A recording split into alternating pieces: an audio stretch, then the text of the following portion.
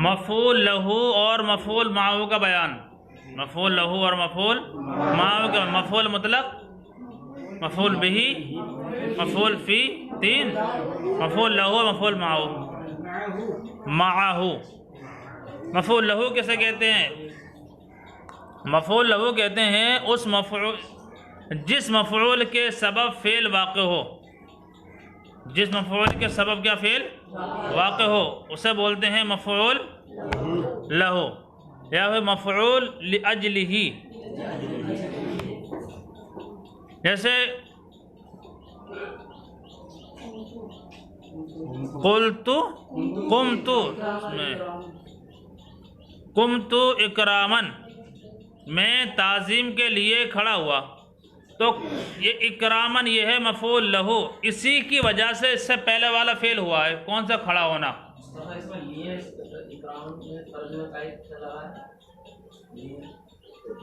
ایک سے یہ مفعول لہو ہے، اس وجہ سے لیے. میں کھڑا ہوا کس چیز کے لیے؟ تعظیم کے لیے کھڑا ہوا. تو یہ اکرامن جو ہے مفعول لہو ہے، اسی کی وجہ سے یہ فعل وجود میں آیا ہے، کھڑا ہونا. یعنی تعظیم کے لیے ہی کھڑا ہوا ہے، ورنہ تعظیم نہیں ہوتی تو کھڑا نہیں ہوتا. سألت جہلاً، میں نے سوال کیا نہ جاننے کی وجہ سے. تو یہ نہ جاننا یہ اسی کی وجہ سے تو سوال کیا ہے نا. تو جہلاً اور اکرامن یہ ایسے دو مفعول ہیں کہ جن کی وجہ سے اس سے پہلے والے فعل واقع ہوئے ہیں. بات سمجھ میں آئیے؟ ایسے ضربت تادیباً، میں نے اس کو پیٹا. کیوں پیٹا بھائی؟ ادب دینے کے لیے. تو تادیباً یہ ہے مفعول لہو، اسی کی وجہ سے تو پہلا والا فعل ہوا ہے یہ پٹائی کا. مفعول لہو منصوب ہوتا ہے. مفعول لہو کیا ہوتا ہے؟ لیکن اگر اس سے پہلے حرف جر آ جائے تو وہ مجرور ہو جائے گا، اور اس صورت میں یہ مفعول لہو نہیں کہلائے گا. جیسے مفعول فی کے بارے میں تھا، منصوب ہوتا ہے لیکن فی حرف، اگر اس سے پہلے فی حرف جر آ جائے تو یہ مجرور بھی ہو جائے گا اور مفعول فی نہیں کہلا رہا تھا نا. اس طریقے سے یہ یہاں پر بھی مفعول لہو نہیں کہلائے گا. کیا کہلائے گا پھر؟ وہ جار مجرور. قمت للاستاذ، میں استاذ کے لیے کھڑا ہوا. تو یہاں پر استاذ سے پہلے جو کہ لام حرف جر ہے یہ آ گیا، اس وجہ سے اس کو یہ نہیں کہیں گے مفعول لہو ہے. وقفت من المطر، میں بارش کی وجہ سے ٹھہر گیا. حالانکہ دیکھو ٹھہرنے کی وجہ کیا رہی؟ بارش. ٹھہرنے کی وجہ کیا رہی؟ تو بارش ہی کی وجہ سے ٹھہرنا ہوا ہے، لیکن اس کو پھر مفعول لہو نہیں کہیں گے کیونکہ اس سے پہلے من حرف جر آ گیا ہے. ہاں. اخذت امرأۃ فی ہرۃ، عورت بلی کے معاملے میں پکڑی گئی. بلی کے معاملے میں پکڑی گئی. تو فی ہرۃ کس کی وجہ سے پکڑی گئی؟ بلی کی وجہ سے. بلی کی وجہ سے پکڑی گئی، لیکن یہ مفعول لہو نہیں کہلائے گا. کیوں نہیں کہلائے گا؟ کیونکہ اس سے پہلے فی حرف جر آ گیا. بات سمجھ میں آئیے؟ مفعول لہو مصدر نہ ہو تو اس سے پہلے حرف جر لانا واجب ہے. اگر مصدر نہیں ہے تو مفعول مصدر بھی ہو سکتا ہے، وہ دوسری چیزیں بن سکتی ہے. اگر مصدر مفعول لہو مصدر نہ ہو تو اس سے پہلے حرف جر لانا واجب ہے، اور مصدر ہو تو حرف جر لانا یا نہ لانا یہ دونوں جائز ہے. مصدر نہیں ہے تو ہو تو دونوں صورتیں جائز ہیں اس میں. جیسے جیتو للمائی، جیتو میں پانی کے لیے آیا. کیا کے لیے؟ ماں مصدر تھوڑی ہے، یہ مصدر سے دوسری چیزیں بنتی ہیں، تو یہ ماں مصدر نہیں. اس سے پہلے فی لانا واجب ہے. قمت اکراما، اکرام یہ مصدر ہے. اکرم یکرم، اکرام باب افعال کا مصدر ہے.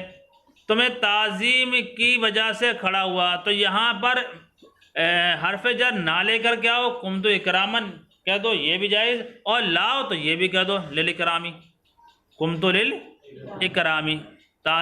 دونوں کا ترجمہ وہی ہوگا. اگر حرف جر لے کر کے آؤ گے تو یہاں پر مفعول لہو نہیں کہلائے گا، اور حرف جر ہٹا دو گا تو مفعول لہو کہلائے گا اور منصوب ہوگا.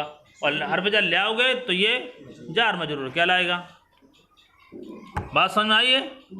ایک ہوتا ہے مفعول معہو، مفعول کسے کہتے ہیں؟ جو مفعول واو بمعنی ما کے بعد آئے اسے مفعول معہ کہتے ہیں. یعنی ایک واو ہوگا کہ جس واو کا معنی آتا ہے ساتھ، ماں کے معنی. ماں کا مطلب کیا ہوتا ہے؟ تو ایک واو ہوتا ہے ماں کے معنی میں. تو جو مفعول اس واو کے بعد میں آ جائے جو ماں کے معنی میں ہوتا ہے واو، تو اس مفعول کو بولتے ہیں مفعول معہ. مفعول اس کا معنی ہوتا ہے ساتھ. اور مفعول معہ ہمیشہ منصوب ہوتا ہے. کیا ہوتا ہے ہمیشہ؟ یہ جیسے جاء البرد والجباتی، سردی آئی جبوں کے ساتھ، سردی آئی کوٹوں کے ساتھ. کوٹوں کے ساتھ اب سردی آئے گی تو کوٹ نہیں پہنے گا. تو برد، دیکھو واو جو ہے واو یہ ہے مع کے معنی، مطلب ہے جاء البرد مع الجباتی، سردی آئی سویٹر کے ساتھ، کیا کے ساتھ؟ جیکٹ کے ساتھ. تو واو جو یہاں پر ماں کے معنی میں ہے. کیا ہے واو کے معنی میں؟ واو جو ہے یہ ماں کے معنی میں ہے، اور اس کے بعد میں جو واقع ہو رہا ہے جبات، یہی مفعول معہ کہلائے گا. دیکھو عطف، اب قاعدہ سن لیجئے، عطف جائز ہو تو واو کو عاطفہ لینا یا ماں کے معنی میں لینا دونوں جائز ہیں. یعنی اگر جو واو آ رہا ہے نا، واو کے بعد والے کا واو سے پہلے والے پر اگر عطف کرنا جائز ہو، ایسی کنڈیشن ہو جائے کہ عطف کرنا درست ہو. عطف پڑھا نہیں ہے آپ نے؟ عطف ہوتا ہے مطلب بعد والے کا بھی وہی حکم ہوتا ہے، وہی کنڈیشن ہوتی ہے جو اس سے پہلے والے کی ہوتی ہے. یعنی واو سے بعد والے کو بھی واو سے پہلے والے کے حکم میں کر دو، ہر چیز میں اسی کے حکم میں ہو جاتا ہے وہ. جیسے جاء زید وعمر وخالد، زید آیا، زید، عمر، بکر، خالد آئے. تو آنے کا لفظ تو جاء سب سے پہلے ایک ہی ہے نا، زید و بکر. تو وہ بکر مطلب کیا؟ اور بکر بھی آیا. وہ خالد، اور خالد بھی آیا. تو بکر خالد کا سب کا آپ نے عطف کر دیا زید پر. تو جو پہلے والے کا اعراب ہوتا ہے وہی بعد والے کا اعراب ہوتا ہے، جو پہلے کی طرف نسبت ہوتی ہے وہی دوسری طرف بھی نسبت ہوتی ہے. اس کا آپ مستقل طریقے سے بیان پڑھیں گے دیکھو انشاءاللہ. تو اگر عطف کرنا جائز ہو تو واو کو عاطفہ اور ماں کے معنی میں لینا دونوں درست ہے. عاطفہ اگر لیں گے تو بعد والا اسم اعراب میں ما قبل کے مطابق ہوگا. اگر واو عاطفہ ہوگا تو پہلے والا جو زید پر اعراب آیا وہی بعد والے پر بھی آئے گا، کیونکہ عطف میں دونوں کا اعراب ایک جیسا ہی ہوتا ہے. اور اگر ماں کے معنی میں لیں گے تو، اور اب ماں کے معنی میں لیں گے تو بعد والا منصوب ہوگا. بعد والا کیا ہوگا؟ کیونکہ مفعول معہ بنے گا. اور عطف کریں گے تو مفعول معہ نہیں بنے گا وہ. پھر تو وہ تو اس سے پہلے والا جو بن رہا ہوگا وہ یہی بنے گا. اس سے پہلے والا فاعل بننا تو یہی فاعل، مفعول ہے تو یہی مفعول، اس کے اوپر رہے گا پھر تو یہ. جیسے آپ کہہ سکتے ہو جاء خالد و زید، خالد آیا اور زید آیا، خالد آیا. اور تو واو یہاں پر عطف کے معنی میں لیا ہے، یعنی دونوں کو جمع کرنے کے معنی میں عطف کے معنی میں لیا ہے، مطلب وہی ہوا. اچھا تو واو کے بعد میں زید آیا مرفوع ہے کیونکہ واو یہاں پر عطف کے معنی میں لیا ہے. اس کو اس طرح سے بھی کہہ سکتے ہو جاء خالد و زید، خالد آیا زید کے ساتھ. بھائی مطلب تو ایک ہی ہوا نا، خالد آیا زید کے ساتھ، خالد اور زید آئے. لیکن دونوں میں اعتبار کا فرق ہے. جو بعد والی مثال میں ہے وہاں پر واو کو آپ نے لیا ہے ماں کے معنی میں، اس لیے یہ زیدن بنے گا مفعول. بعد والی مثال میں زیدن بنے گا مفعول معہ، اور پہلی مثال میں بن جائے گا فاعل. آپ کے اوپر ہے. اگر عطف کرنا جائز ہو تو دونوں صورتیں جائز ہیں. عطف کرنا جائز ہو، عطف کرنا کب جائز ہوتا ہے کب ناجائز ہوتا ہے، یہ عطف اس میں پڑھو گے، یہ عطف کے بیان میں عطف بالحروف، عطف بیان، سمجھے؟ یہ بھی آگے سبق آئیں گے ان سے. اگر عطف جائز نہ ہو تو واو کے معنی میں، واو کو ماں کے معنی میں لینا ہی ضروری ہے. جب عطف کرنا جائز نہیں ہے تو ایک ہی صورت رہ گئی، پھر ماں کے معنی میں لوگے، ماں کے معنی میں لوگے تو اس کے بعد والا کیا ہو جائے گا پھر؟ منصوب. بھائی منصوبی تو ہوگا مفعول معہ ہونے کی وجہ سے. جیسے جاء و زیدن، جاء و زیدن، وہ آیا زید کے ساتھ. یہاں پر زید کا اچھا فائل کیا ہے اس میں؟ جاء میں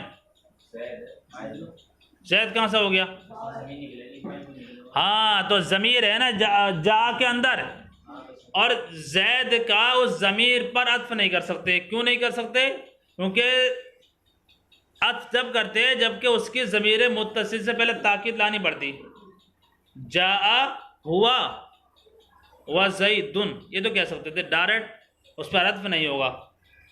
ضمیر مرفوع متصل پر عطف کرنے کے لیے ضمیر مرفوع منفصل سے اس کی تاکید لانا ضروری ہوتا ہے.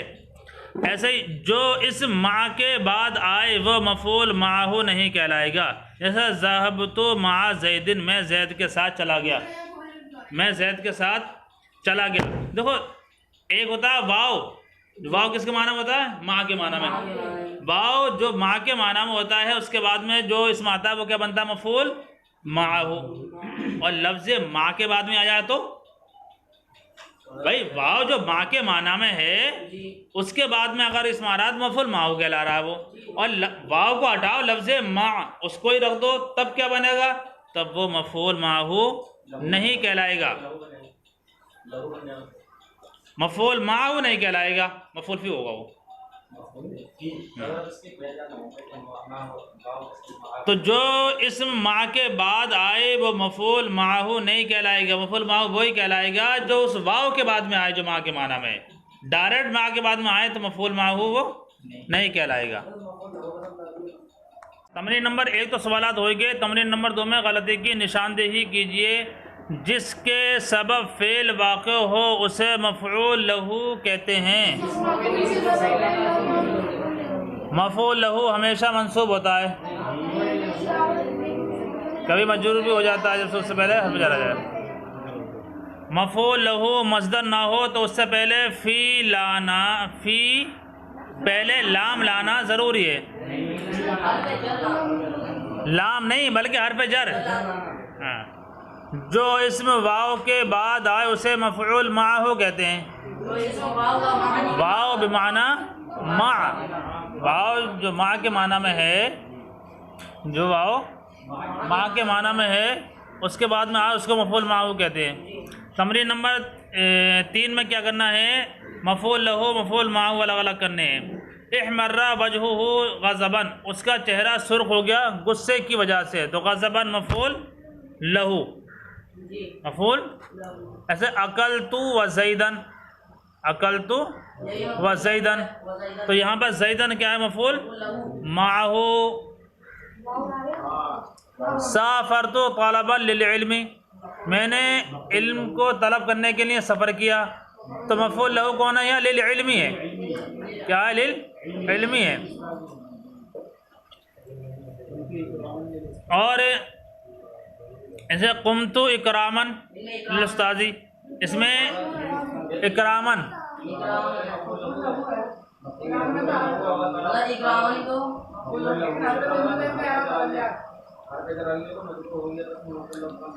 ہے وہی ہے، لیکن اسی کی وجہ سے فعل واقع ہوا ہے، طلب علم کی وجہ سے. کبھی بتانا کہ اس ٹائم اس کو مفعول لہو نہیں کہیں گے، لیکن اسی کی وجہ سے فعل واقع ہوا ہے نا، جار مجرور کہیں گے اس کو. قمت اکرامن میں کیا ہے؟ اکرامن. سرت و نیلا، نیلا کیا ہے یہاں مفعول معہ. آصف ذهب و زیدن، وہ ہاں زاہدن، تو زاہدن کیا ہے مفعول.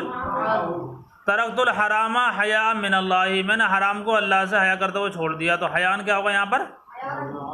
مفعول لہو. لہو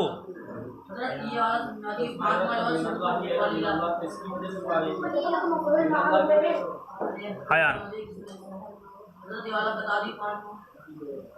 سرتو و نیلا، بھائی یہاں پر واو کے بعد میں نیل آیا ہے تو واو بمعنی ماں ہے یہ، اور اس کے بعد میں جو آئے گا وہ منصوب ہوگا، یعنی مفعول معہ ہوگا، تو مفعول معہ ہوا یہ.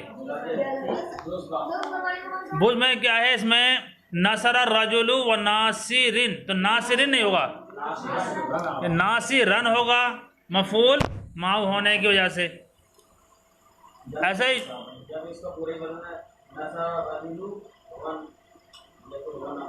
یہی کرو. جیتو کتابن اگر مفعول لہو کیا ہو مصدر نہ ہو تو حرف جر کا لانا ضروری ہوتا ہے. کتابن مصدر نہیں اس لیے حرف جر کا لانا ضروری ہوگا. جیتو للکتابی. ہاں سمعتو بخالدن تو خالدن نہیں ہوگا بھائی صاحب یہاں پر کیونکہ واو کے معنی واو بمعنی ماں کے بعد میں خالد ہے مفعول ماؤ ہوگا تو مفعول ماؤ منصوب ہوگا تو خالدن پڑھا جائے گا. دخلت الدار مطرن تو مطرن یہاں پر کیا ہے یہ مفعول لہو ہے لیکن یہ مصدر نہیں ہے تو حرف جر کا لانا ضروری تھا من المطری. صلیت والمسلمون یہاں پر عطف کرنا جائز نہیں ہے تو مسلمون مفعول ماؤ بنے گا مفعول ماؤ منصوب ہوگا تو یہ کیا ہوگا مسلمین.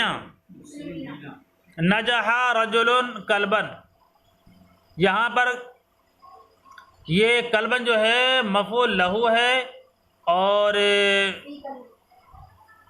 یہاں پر مصدر نہیں ہے اس لیے من لانا وہ حرف جر لانا ضروری ہے. نجح رجل من کلبن یعنی مرد کتے سے نجات پا گیا. من الکلبی یا من کلبن نہیں فی نہیں نہیں دونوں نہیں آ سکتا بیٹا. عطف کرنا جائز نہیں ہے. عطف کرنا جائز نہیں ہے تو ایک ہی آئے گا خالدن.